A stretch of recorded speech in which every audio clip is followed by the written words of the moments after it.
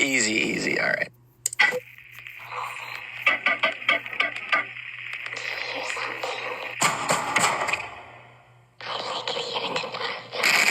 We've heard weird stuff before, but this feels different.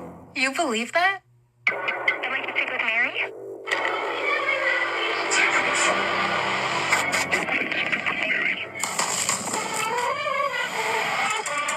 So just got back from seeing the next level of horror, this movie called UnderTone. Now, UnderTone is essentially a podcast, and that's the name of the podcast, the UnderTone podcast. Now, the movie follows the story of Evie, played by Nina Kari, I think is how you say her name.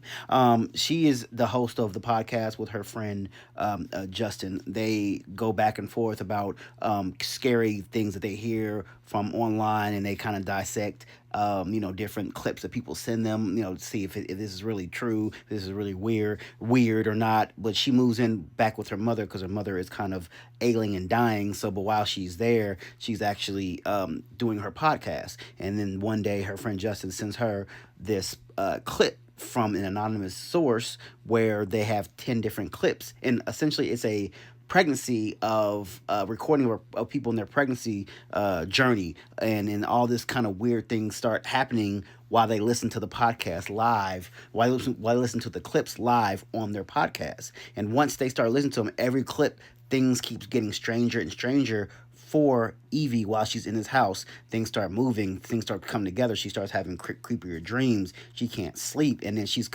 almost possessed by an entity coming from this audio clips. And so now she must figure out what's going on before it is too late. Now, essentially, I'm going to tell you, this movie was an hour and 25 minutes, and I felt like it was 2 hours.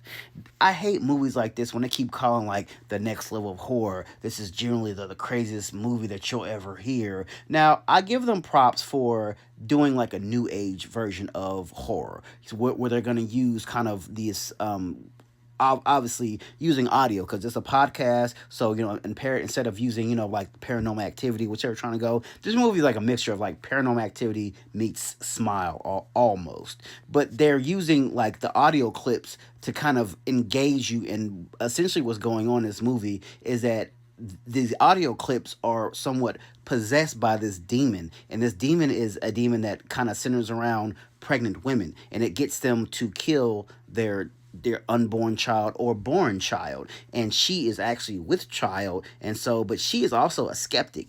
Everything she hears, she just keeps brushing off. And like every research they're doing, her and her friend, they're like, hey man, like these things are kind of starting to add up, is really creepy and really weird. And every time she keeps going like, no, let's listen to more, it gets weird at the end, because there's some things about her mother saying like her mother wasn't there the whole time, but then she was.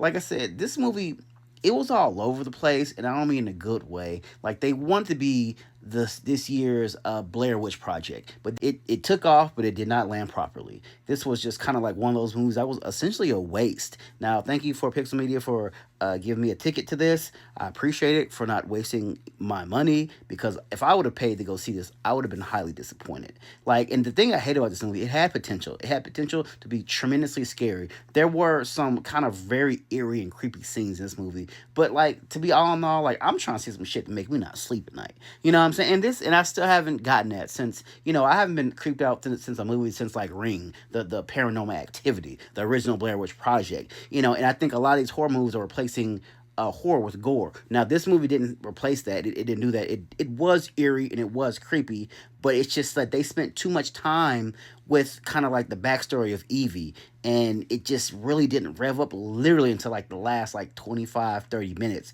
You almost spent an hour of just her just kind of going on trying to figure out stuff on her life and her mother, and it was actually fucking boring. Like, I'm like, lady, like, I don't care about your life. Like, give me the creepy shit. Give me what I'm here for. Give me that, like, that torturous shit. Like, I'm gonna wake up like looking as who's there. Like, I didn't get that until the very end of the movie, and then once it comes, it just like it does not pay off, like, at all. So yeah, save your money. 5 out of 10.